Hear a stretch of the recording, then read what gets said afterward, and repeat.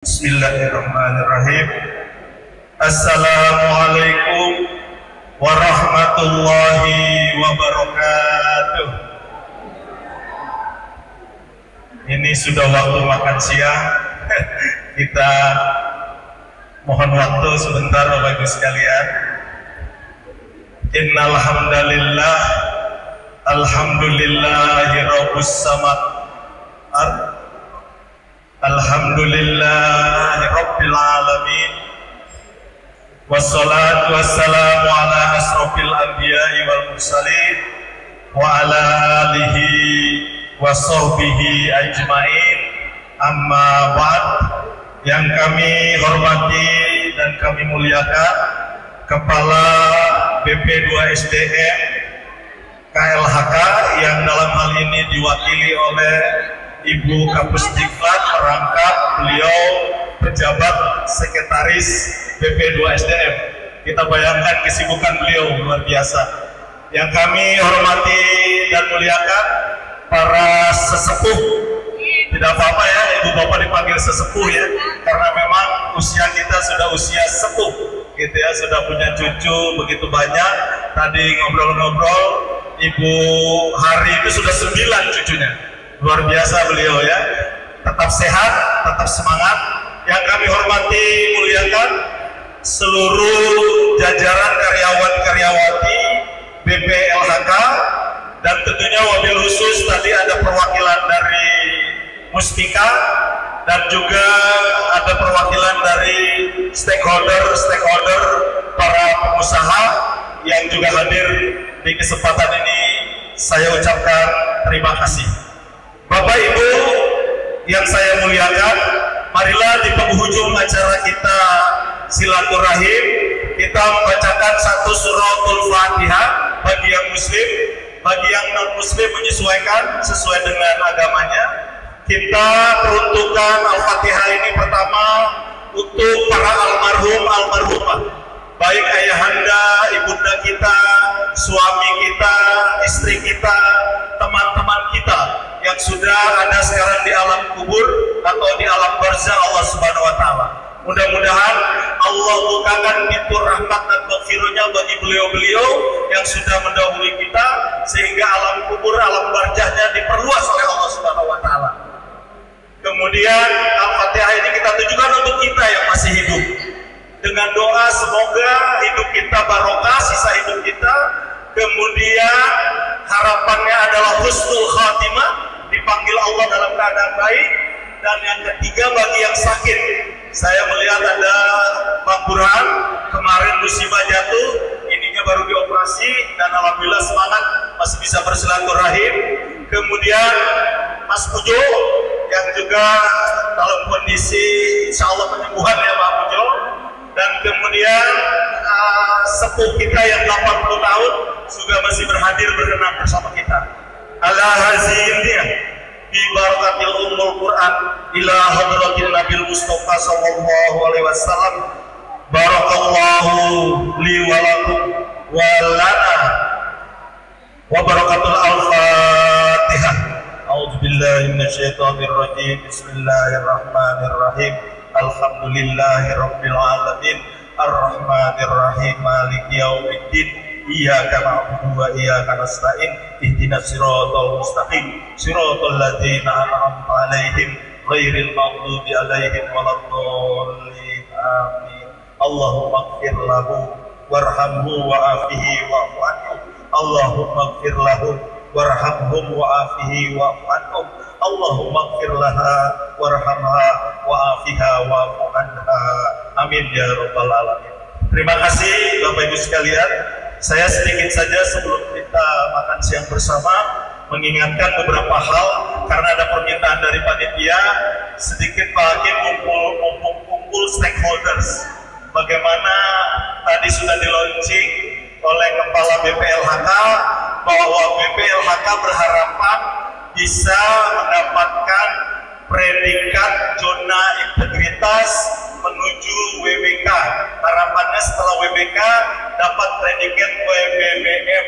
Sedikit apa itu WBK? WBK adalah wilayah bebas korupsi.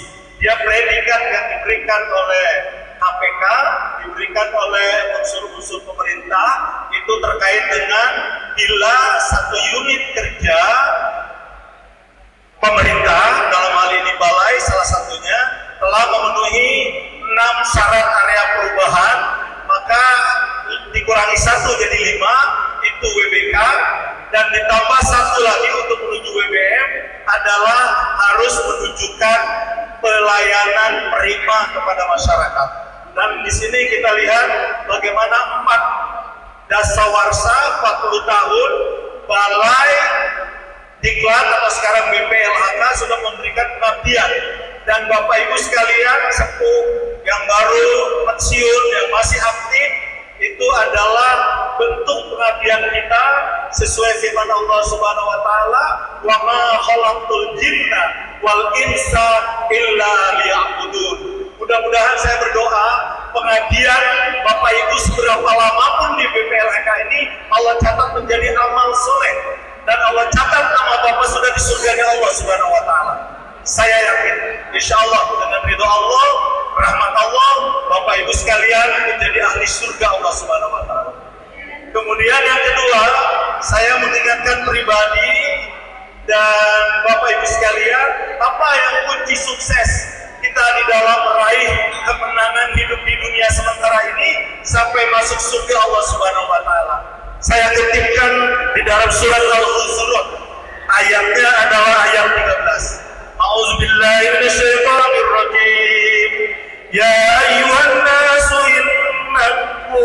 inna khalaqnakum min dzakarin wal unsa waja'alnakum syu'uban wa qabail lita'arafu inna akramakum indallahi atqakum innallaha alimun khabir. Al-ayat. Allah mengatakan di dalam surat Al-Hujurat ayat 13, Allah mengatakan, "Hei manusia yang aku ciptakan, inna khalaqnakum min dzakarin wa unsa." Kita terlahir dari nenek dan kakek yang sama, Adam alaihissalam dan Hawa alaihissalam. Kata Allah, dari situlah awal, waja'alnakum syu'uban wa qabaila. Allah ciptakan berbangsa-bangsa, bersuku-suku, berbahasa yang berbeda, beragama yang berbeda, kemudian bertanah air yang berbeda. Tapi satu tujuannya, lita'arafu, untuk saling kita mengenal, untuk saling kita berkasih sayang, untuk saling kita menghormati, untuk saling kita asah, asih dan asuh. Jadi tujuan penciptaan kita clear, lita'arafu, tidak untuk bertengkar, tidak untuk saling mengolok-olok, tidak untuk saling mengecilkan satu dengan yang lain, tidak untuk saling menghinakan satu dengan yang lain, tapi kata Allah, lita'arafu, kalian harus berkasih sayang, bersilaturahim, membangun rasa cinta kasih terhadap sesama. Kemudian Allah berikan di ayat itu, inna akramakum indallahi atqakum.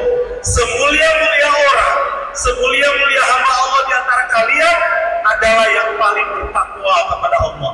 Jadi di ayat ini memperjelas kita bahwa derajat kemuliaan kita bukan karena harta kita, bukan karena jabatan kita, bukan karena kedudukan sosial kita, bukan karena kegagahan kita, bukan karena kecantikan kita, karena semua itu adalah kullu man 'alaiha fan.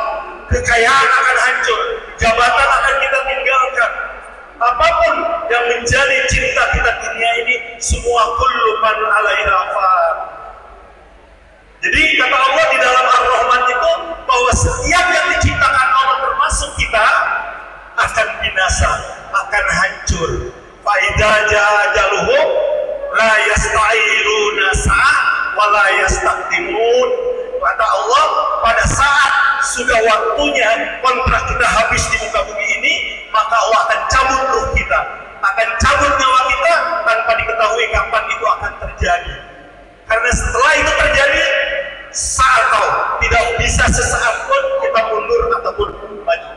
Banyak di antara kita yang sedang jalan, yang sedang berlari, yang sedang macam-macam. Makanya tadi doa Al-Fatihah kita, semoga kita mati dalam husnul khatimah, dalam keadaan bersilaturahim seperti ini, dalam keadaan sujud ruku di masjid, dalam keadaan tempat-tempat yang baik, kita dicabut oleh Allah ruhnya dalam keadaan husnul khatimah. Amin ya rabbal alamin.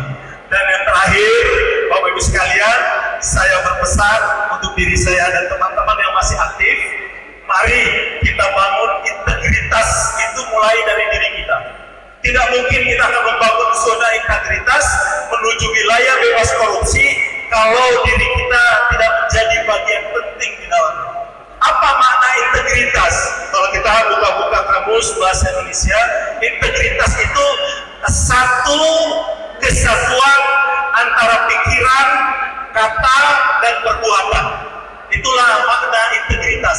Dia menyatukan jadi tidak beda antara pikiran, kata-kata kita, perasaan kita, dan perbuatan kita. Ini perlu latihan, Bapak Ibu sekalian. Contoh dalam sholat ya, kita sering begitu kita menghadap kiblat, ingin berdialog dengan Allah, begitu ucapkan Allahu Akbar. Allah lah yang maha besar, semua selain Allah kecil. Tapi kadang-kadang kan tidak. Begitu Allahu Akbar, baca doa iftitah Allahu Akbar kabira, kadang-kadang pikiran dan perasaan kita di tempat lain. Banyak sekali orang waktu sholat dia menemukan apa yang hilang, dompetnya kah, jemuran belum diangkat ibu-ibu. Sering sekali pikiran itu gelombang melayang kemana-mana. Karena apa? Karena ternyata dari hasil penelitian brainwave, gelombang otak yang isinya listrik, itu ternyata diri kita ini ada 5 tingkatan. Dari mulai gamma, begitu kemudian beta, turun lagi hertznya kepada alpha, kemudian turun lagi kepada theta, dan terakhir adalah alpha theta terakhir. Nah, kondisi yang pas pada saat kita meditasi, pada saat kita sholat supaya fokus, itu dari gamma yang hertznya di atas 38 diturunkan ke antara 12 Hz sampai 38 Hz, sehingga posisinya dia fokus gitu ya, pikiran tenang, tidak melayang kemana-mana. So kalau kita pertahankan gamma yang sinyalnya begitu kuat, begitu gelombang itu, maka sering kehusuan itu menjadi hilang. Lalu pertanyaan kita adalah bagaimana supaya gelombang yang gamma itu kita bawa dia turun 1/3 dulu ke beta sebelum ke alpha. Yaitu caranya adalah di dalam surat Al-Baqarah surat nomor 2 mulai dari ayat 43, 45 ya, di situ Allah mengatakan a'udzubillahi minasyaitonirrajim wasta'inu bis-sabri was-shalah. Kata Allah, meminta tolonglah dalam kehidupan itu dengan sabar dan sholat. Jadi persoalan-persoalan kehidupan yang begitu banyak, maka diselesaikannya adalah waktu kita sholat bagi yang muslim. Dan kemudian jiwa sabar dalam menghadapi setiap kesulitan kehidupan. La kabiratun illa, hal itu sangatlah berat kata Allah, illa alal khashiin, mereka yang berkonsentrasi fokus pada saat menghadap Allah Subhanahu wa taala. Siapa dia yang khusyuk itu? Allazina yajinnuna annahum mulaqu rabbihim wa annahum ilaihi raji'un. Mereka yang perasaannya itu akan diambil oleh Allah Subhanahu wa taala, dan perasaannya bahwa dia menghadap Allah Subhanahu wa taala dan dia yakin akan menghadap dan ketemu Allah Subhanahu wa taala. Itulah konsep yang diberikan Allah. Jadi pada saat kita Allahu Akbar, ini mungkin sholat terakhirmu ya Allah. Coba terapkan sederhana itu, maka gelombang gamma yang tadi ingin tipuran, ingin barang yang hilang, kita akan turun ya. Jadi dunia akan hilang, masuk ke alam yang ada meditasi terus ya. Hertz kita diturunkan, maka insya Allah kehusuan itu diperoleh dengan perasaan bahwa kita sedang menghadap Allah. Kalau kita tidak yakin Allah, kita melihat Allah, maka Allah memperhatikan kita. Dari fisik kita, rohani kita, spiritual kita selalu innallaha ma'akum aina ma kuntum. Sungguh Allah selalu bersama kamu dimanapun kamu berada. Jadi itu Bapak Ibu sekalian, pesan dari saya untuk diri pribadi, mudah-mudahan manfaat untuk semuanya. Akhirul kalam, wabillahi taufiq wal hidayah. Wassalamualaikum warahmatullahi wabarakatuh.